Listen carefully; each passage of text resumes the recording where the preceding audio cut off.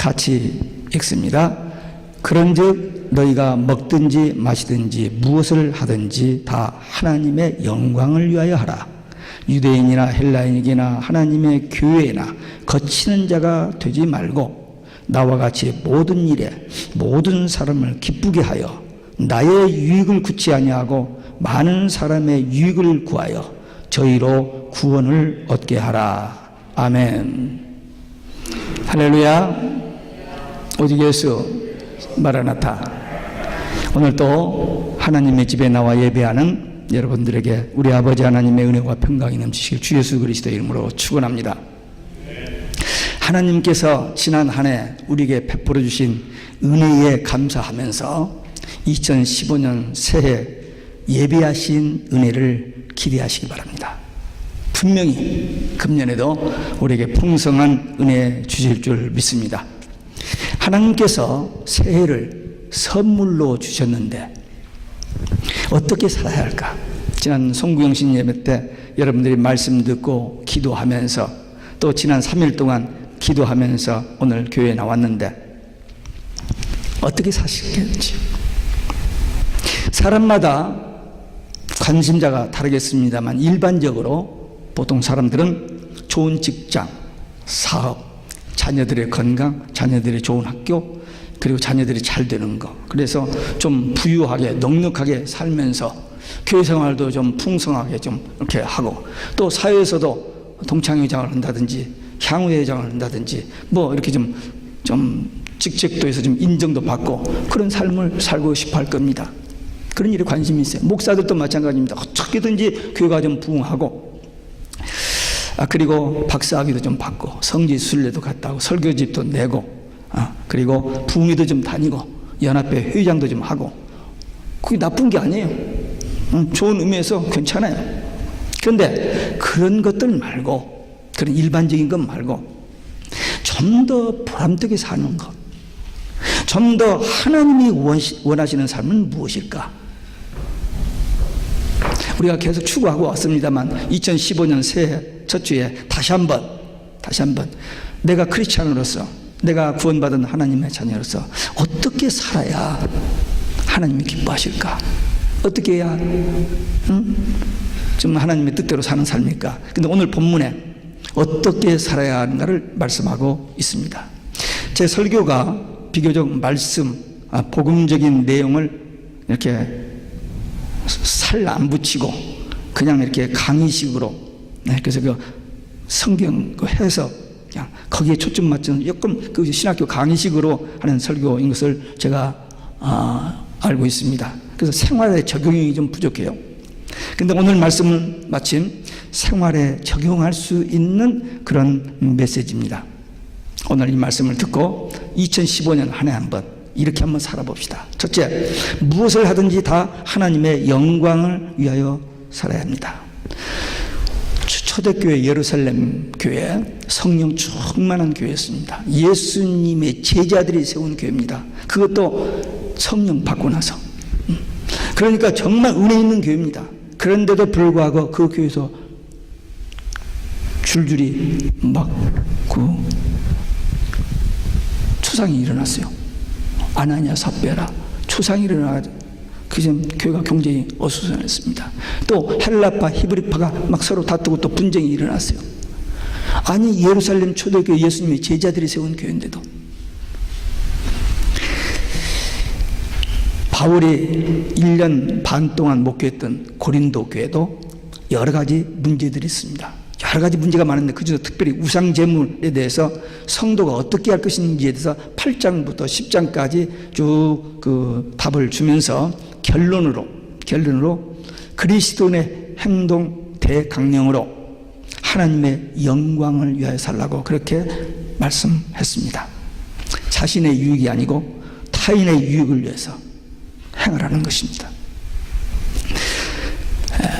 무엇을 하든지 먹든지 마시든지 자든지 일하든지 죽든지 살든지 뭘 하든지 살아 숨쉬는 동안 모든 것을 하나님의 영광을 위하여 하라는 것입니다. 위로 하나님의 영광 한번 따라서 하시기 바랍니다. 위로 하나님의 영광. 그렇게 살라는 거예요. 그게 뭡니까? 말씀과 기도 찬양입니다. 여러분과 저는 하나님의 영광을 위하여 살아야 할 존재들입니다. 왜? 하나님께서 우리를 창조하실 때 하나님의 형상으로 지었고 하나님과 대화하고 교제하는 파트너로 우리를 창조하셨습니다. 그리고 이사야서 43장 7절 21절에 보면 하나님 우리를 창조하신 목적이 하나님께 찬양, 하나님을 경배, 예배하도록 창조하셨다고 그렇게 말씀하셨어요. 그러니까 우리는 하나님께 영광 돌려야 하는, 예배하는 자들입니다.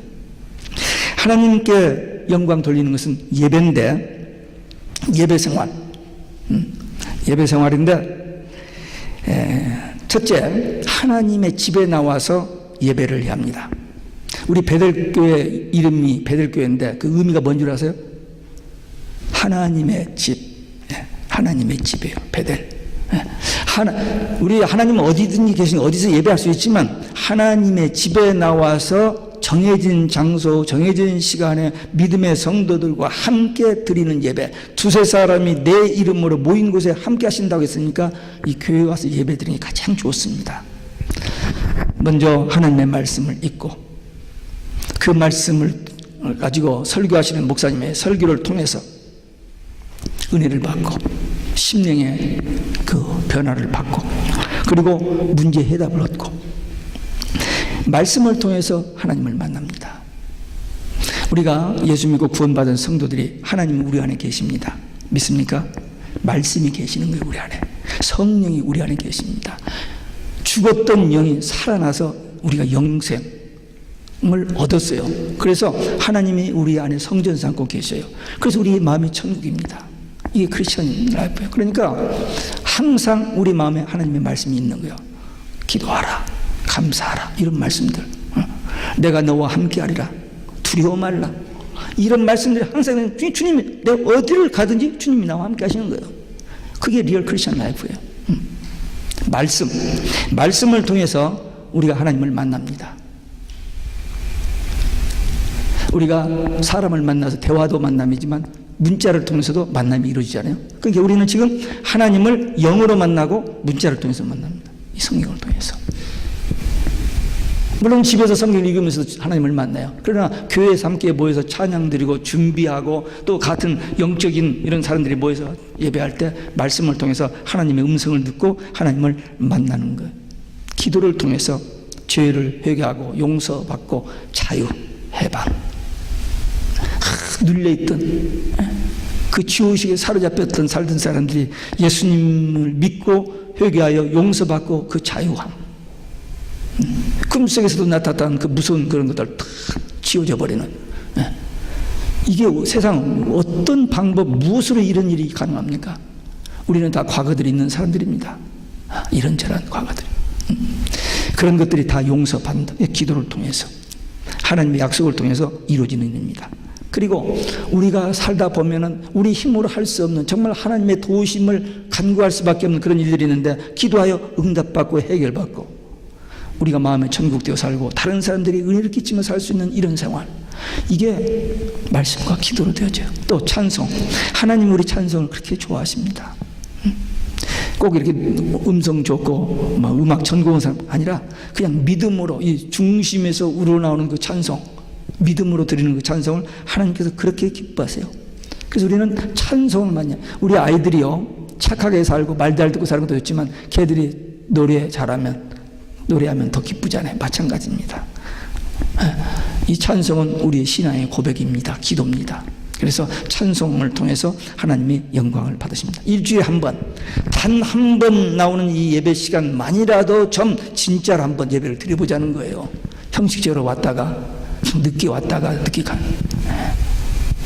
부득이한 사정이 있을 수 있습니다. 차를 타고 오다가 사고가 났다, 무슨 일이 있다.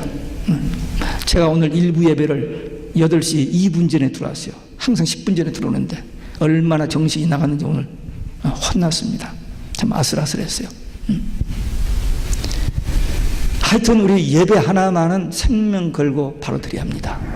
주일 예배만이라도. 그리고 조금 더 믿음이 성숙해지고 성령의 감동과 도우심이 있다면 금요 예배, 그리고 새벽 예배. 이거 그건 목사님이 할 일이지 우리는 시간이 없습니다 도대체. 시간이 없는 줄 알아요. 그래도 안 해봐서 그래요. 해봐서요. 정말 금요 예배나 새벽 예배 나와서 은혜 받고 자기 믿음이 성장하고 하나님의 사랑을 더 체험하고 하나님이 더 기도 응답하시고 해봐요. 자기 혼자 하루를 30시간씩 뛰어본들 안 되던 일들이 되어지잖아요.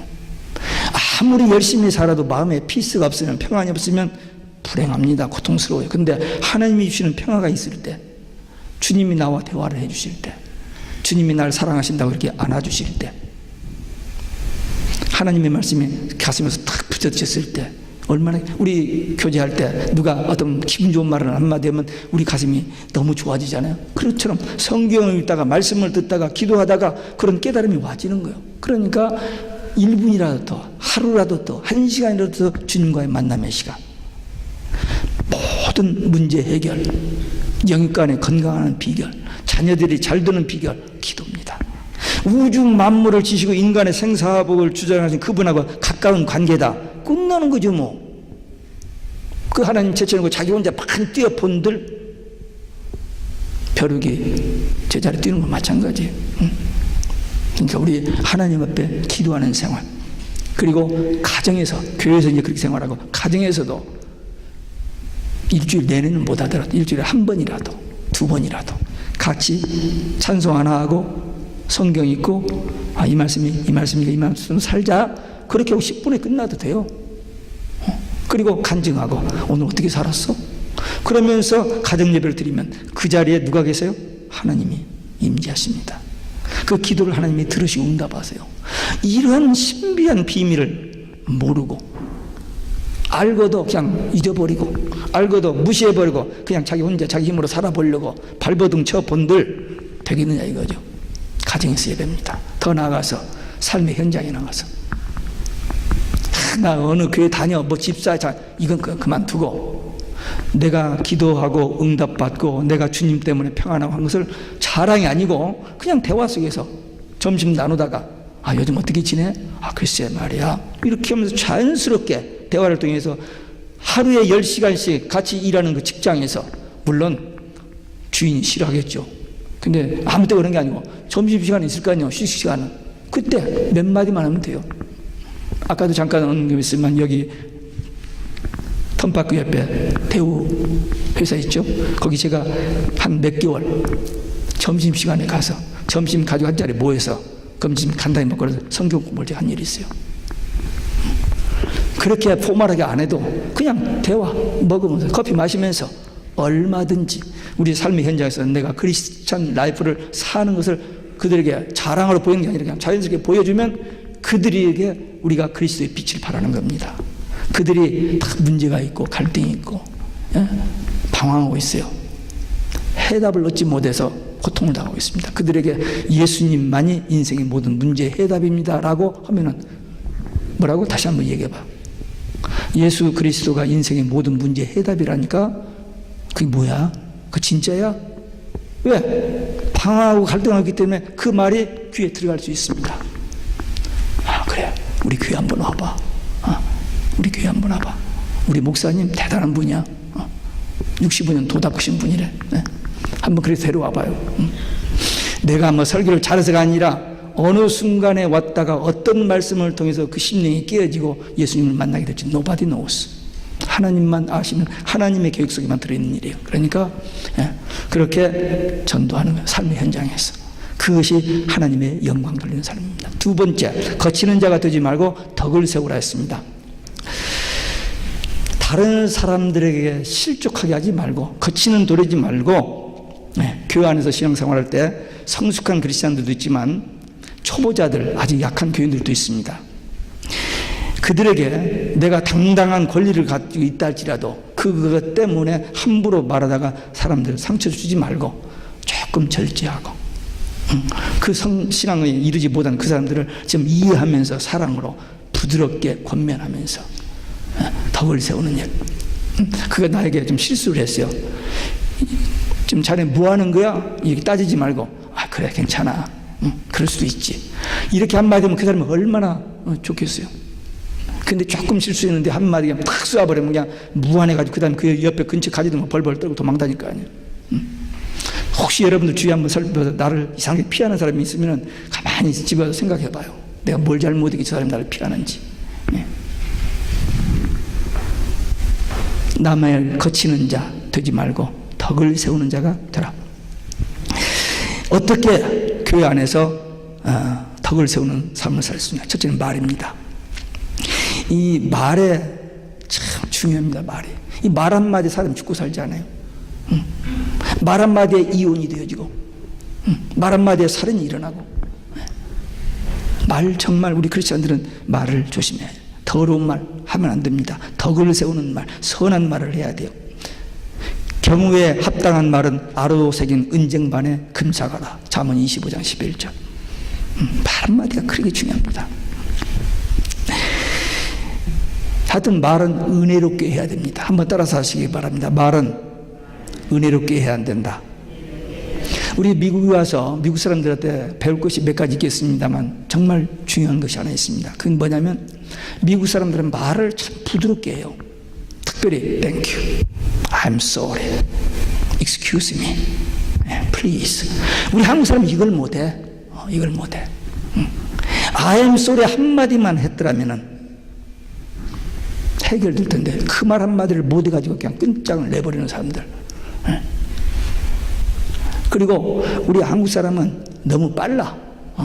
그리고 너무 세. 말이. 부드럽지 않아. 하여튼 무슨 말 한마디 하면 그냥 얼굴이 딱 굳어져 버려. 그냥. 뻣뻣해져 버려. 여기는 그런 사람 없습니다만. 좀 상대방이 실수를 했다 할지라도 괜찮아요. 괜찮아. 괜찮습니다. 이래주면 얼마나 그 관계가 지속되어지고 더 좋아져요. 근데 그냥 탁 쓰는 이게 정말 어디서 이래버리면 그 다음은 끝납니다. 그때는 뭐 싸가지고 가서 주어도 이미 여기에 그냥 상처가 나버렸기 때문에 데미지가 있기 때문에 끝나버려요. 부부관계도 그렇고 부모와 자식관계도 마찬가지고 친구관계도 다 그렇게 되어버립니다. 이 말 한마디 그렇게 중요합니다. 교회에서는 덜 하겠습니다만 이제 직장인이나 가정에 있으나 사회에서 너무 말을 함부로 가십 쓸데없는 말, 좀 천한 말 막 하면 안 됩니다. 특별히 교회는 세상에서 불러냄을 받은 거룩한 곳입니다. 그래서 교회 안에서는 정말 말을 조심해야 돼요. 덕을 세우는 일, 은혜 되는 말로 해야 돼요. 또 말만 그렇게 행실이 따라야 해요. 언행일치가 돼야 됩니다. 말만 하고 생활에 따르지 않으면 안 돼요. 행함이 없는 믿음은 죽은 믿음이라고 그랬습니다. 어떤 사람이 지어낸 말인지는 모르지만 목사는 입만 천국에 간다 그런 말이 있어요. 예수님께서 바리새인들 그랬잖아요. 독사의 자식들하고 지옥 간단 말이에요. 말은 좋은 말은 하는데 자기는 그렇게 살지 않는 거예요. 목사들이. 그 입만 천국 간단 말이었어요. 그럼 교인들은 뭐만 천국 가게? 귀만 가는 귀. 많이 들었어요. 평생 좋은 말 다 들었는데 움직이질 않아. 그러니까 귀만 천국 가고 몸은 못 가게 돼. 그건 지어낸 얘기였습니다만 일리 있는 말입니다. 하여튼 자녀들은 부모 말 듣고 되는 게 아니고 보고 배워요. 분명합니다. 경험해 보시잖아요. 자녀들은 부모 하는 거 보고 배워요. 그러니까 집에서 부모가 예배하는 생활, 기도하는 모습 이런 걸 보고 배워요. 야, 너 좀 착하게 살아, 정직하게 살아. 자기는 거짓말 쓸쓸하면서 안 돼요. 절대 안 됩니다. 보고 배웁니다. 그러니까 교회에서도 성도들, 목사들, 우리 먼저 신앙생활하는 사람들이 뒤에 오는 사람들한테 뭔가 보여줘야 돼요. 뭐 억지로 그래서 바리새인들이 예수님의 책망을 받잖아요. 겉으로는 큰하고 대단한 사람들인데 속은 사람 죽이는 악한 이 마귀가 광명의 천사라 가장을 합니다. 근데 그 마귀는 거짓말하고 죽이고 도둑질하고 멸망시키는 일만 하면서도 겉으로는 거룩한 척 한다는 거예요. 그게 사람들이 속죠. 아닙니다. 신앙생활 교회에서만이 아니라 가정에서만 아니라 삶의 현장에서 생각으로만이 아니라 실제로 생동으로 살아야 돼요. 어떤 사람이 조카에게 편지를 주면서 야 우치기야 이 편지 좀 붙이고 와라 그랬더니 이렇게 둘러보고 사람이 아무도 안 쳐다보거든. 그 편지를 우치통에 탁 집어넣고 빨리 도망가 버렸어. 그리고 삼촌이 준 돈은 입마에 벗게 집어넣어 버렸어. 정직하게 바로 살아야 돼요. 하나님은 다 보고 계십니다. 사람들은 눈은 속일 수 있어요. 그러나 하나님의 눈은 속일 수 없습니다. 그래서 언행일치. 그 다음에 웃음으로 이 내적인 기쁨이 밖으로 나오는 것이 웃음입니다. 하여튼 웃음은 성령 충만한 증거고 은혜 충만한 증거입니다. 그리고 웃으면 건강해집니다. 행복, 내가 건강해지고 다른 사람들에게도 은혜가 돼요. 웃으면. 하여튼 우는 사람 보면 나도 기뻐지는데 얼굴 탁 인상 쓰는 사람은 나도 이 전기가 와요. 그냥 찌릿찌릿. 하여튼 웃음. 집에서 거울 보고 연습 좀 해봐요. 지금 한번 해봐요. 옆 사람한테 한번 웃어봐요. 한번. 응? 잘 안 되죠? 근육이 이 굳어져 가지고는 잘 안 움직일 거예요. 웃음. 하나님이 주신 선물이요. 우리가 이웃에게 줄 수 있는 최고의 선물인데 특별한 게 뭐냐면 돈이 안 들어. 돈이. 공짜야 공짜. 이렇게 좋은 것이 어디가 있습니까? 나도 좋고 웃으면 건강해지잖아요. 웃으면 건강해지고 오래 살고 그 다른 사람들에게 되고 하나님의 영광 돌리고 돈이 안 들고 일석몇점리가 이건. 웃음. 새해는 이렇게 대인관계에서 하나님께 영광이고 대인관계에서 덕을 세우고 이렇게 웃음 믿음의 그 생활을 통해서 이런 열매를 맺는 복된 해가 되시기를 주 예수 그리스도의 이름으로 축원합니다. 세 번째, 영혼을 구원하라 그랬습니다. 바울이 예수님 만난 후에 이제 복음 전도 사역을 하는데 참 고생 많이 했습니다. 한 인간이 이만큼 고생할 수 있을까 할 정도로 엄청난 고생을 했어요. 그런데도 조금도 굽히지 않고 그냥 달려갑니다. 루스드라에서 전도다가 돌에 맞아 죽어버렸어요. 그래서 갖다 버려버렸습니다. 근데 깨어나는 거예요. 좀 며칠 가서 휴양도 좀 하고 건강을 회복한 다음에 그냥 나가서 복음을 전했는데 거기서 얻은 게 디모데입니다. 생명 걸고 복음을 전했습니다. 자기의 유익을 구하지 않냐고 다인의 유익을 구하고 하나님의 영광을 위해서 죽으면 죽으리라고 달려갈 길을 달려갔던 바울입니다. 많은 사람들을 기쁘게 하고 많은 사람들에게 유익을 주는 이웃사랑, 진정한 이웃사랑은 그들에게 복음 전하는 겁니다. 이삿짐 도와주고 학교 구하고 잡 구해주고 이런 것도 도움이지만 정말 진정한 이웃사랑은 그들에게 복음을 전해 주어서 그들이 예수 믿고 구원받게 하는 거 그겁니다.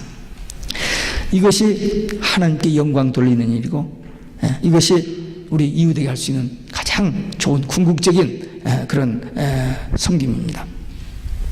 이 성도들은 먼저 오직 예수 신앙을 가지고 누리면서 다른 사람들에게 사랑을 가지고 복음을 전하여 그들로 구원받게 하는 것, 이것이 하나님의 소원이요 주님의 지상 명령이요 우리가 할 수 있는 가장 위대한 사역입니다. 바울은 내가 복음을 전하지 않으면 내게 화가 있으리라 그랬어요. 그래서 그런 죽여도 매를 때려도 그냥 전진해서 나와서 복음을 전했습니다. 전도하지 않는 이유가 뭐냐? 이웃에 대한 사랑이었기 때문입니다. 분명히 하나님 사랑, 이웃 사랑하라고 했는데 그 말씀을 외면해 버리는 거예요. 또 마귀를 기쁘게 하는 겁니다. 전도하지 않는 것은. 전도하는 것은 하나님을 기쁘시게 하는 것이고 전도하지 않는 것은 마귀를 기쁘게 하는 것이 되어버려요. 그래서 우리는 전도를 해야 돼요. 근데 전도 말만 나오면 피곤해져 버려요. 전도를 안 하겠다는 사람은 없습니다. 해야 한다는 건 다 알고 있어요. 그러나 못하겠다는 핑계, 구실, 변명, 이유가 그렇게 많아요. 시간이 없다, 몸이 피곤하다, 해봐도 안 되더라, 몇 번 해봤는데 안 되더라, 그래서 포기해버려요. 그런데 하나님의 명령, 하나님의 소원 따라서 살 것인지 아니면 내 어떤 입장과 이기 때문에 핑계대고 그만두어버릴 것인지, 우리가 리얼 크리스찬이라면, 진정한 그리스도인이라면 어떻게 할 것인지 안 돼도 하는 거예요. 계속. 우리가 전도해서 우리가 그 영혼을 구원하는 건 아닙니다. 하나님이 그 영혼을 구원하는 거예요. 우리는 다만 전하는 것 뿐입니다. 내가 전도해서 그 사람 영혼을 당장 내 손으로 그냥 구원받, 이게 아니에요. 우리는 복음을 전할 뿐이고, 그 사람이 복음을 깨닫고 예수를 믿고 구원받아서 성령께서 하나님께서 하시는 일이고, 우리는 복음을 전할 뿐입니다. 우리가 하나님의 은혜로 구원받았어요. 빚진 자입니다. 그러니까 하나님 사랑하고 하나님께 영광 돌리기 위해서, 주님의 명령이니까, 주님의 뜻이니까, 소원이니까 우리도 다른 사람들에게 복음을 전하는 것. 그래서 그 영혼들이 구원받도록 하는 일. 새로운 해를 선물로 주셨어요. 이 새해를 어떻게 살 것인가, 오늘 말씀도 3가지 주셨습니다. 하나님 영광, 이웃에게 덕, 그리고 영혼 살리는 것. 이제 2015년을 어떻게 살겠습니까? 오늘 주신 말씀대로 살면 돼요. 힘들고 어렵다고요? 아니요. 안 해서 그렇지, 하면은 할 수 있는 힘과 능력도 하나님이 주십니다. 그리고 하나님 기뻐하실 분은 우리가 기뻐진다고요. 생각해 보세요. 한 영혼을 예수 믿게 했다고 생각해 봐요. 나의 사랑하는 자녀, 나의 사랑하는 남편과 아내가 예수를 안 믿고 그냥 영적으로 보면 멸망지옥인데, 그가 예수 믿고 구원을 받았다. 이건 천하를 주고도 바꿀 수 없는 일이잖아요. 근데 그 일이 천사를 통해서, 어떤 신학교 총장을 통해서, 총회장을 통해서 하는 게 아니고, 그냥 평범한 우리들, 그냥 예수 믿고 구원받은 성도들을 통해서 그 놀라운 역사들이 지속되고 일어나고 있다는 거예요. 그러니까 안 된다? 핑계야. 이유가 안 됩니다. 되고 안 되고는 하나님께 맡기고 우리는 하는 거예요. 그래서 2015년 새해에 이 3가지 예배 통해서, 교회에서, 가정에서, 현장에서, 신앙생활을 통해서 하나님께 영광, 그리고 이웃에게 말로, 웃음으로, 행동으로 덕을 세우고, 그리고 영혼을 사랑하는 마음으로 복음 전해서 구원받게 하는 금년 2015년 한 해가 되시기를 주 예수 그리스도 이름으로 축원합니다. 기도하시겠습니다. 우리 한 목소리로 결단하는 기도 드리시겠습니다. 거룩하시고 자비로우신 우리 아버지 하나님, 감사합니다. 2015년 새해 첫 주 주님 앞에 나와 예배하게 하시고, 고린도전서 10장 말씀을 통해서 어떻게 살아야 할 것인지를 쉽게 간편하게 가르쳐 주심을 감사합니다. 먼저 위로는 하나님께